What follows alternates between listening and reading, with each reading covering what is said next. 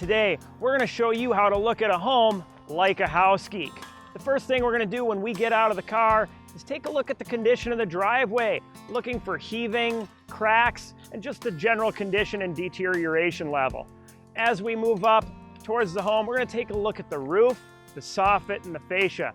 Usually the best time to look at the roof is as far back as you can get, so you can look for curling shingles, granular loss, or possibly missing shingles. As we start to walk around the home, we're also going to take a look at the windows. The windows can be one of the most expensive updates you can do on a home. So we're going to check the casing, the sashes for rot, and the window panes, either for broken panes or broken seals. To continue our walk around, we're going to check out the siding. First of all, we're going to look for areas of potential water intrusion.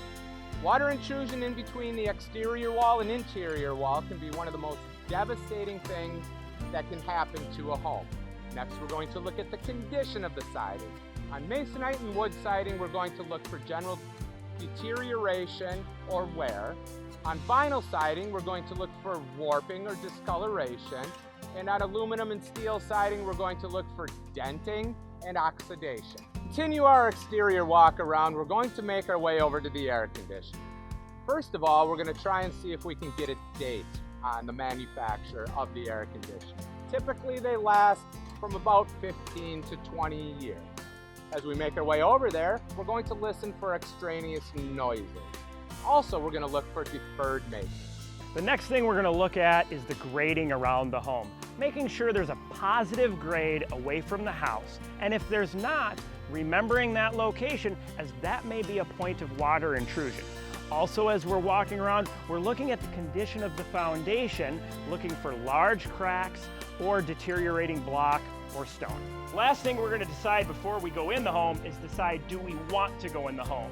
If we found too many red flag issues, it's okay to just say no and walk away.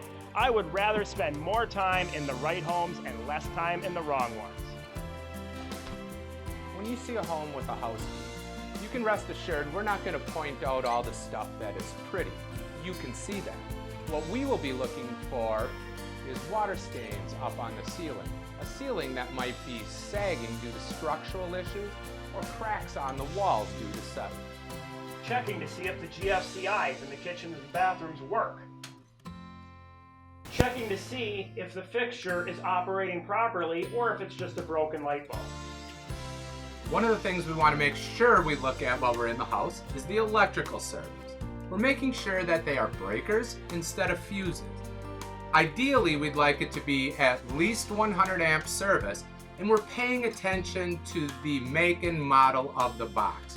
In this particular case, this box is known to have issues and actually has lawsuits against the company as a result. Water intrusion is one of the most common red flag issues in Minnesota. So we're going to take a peek and see the moisture content in those walls.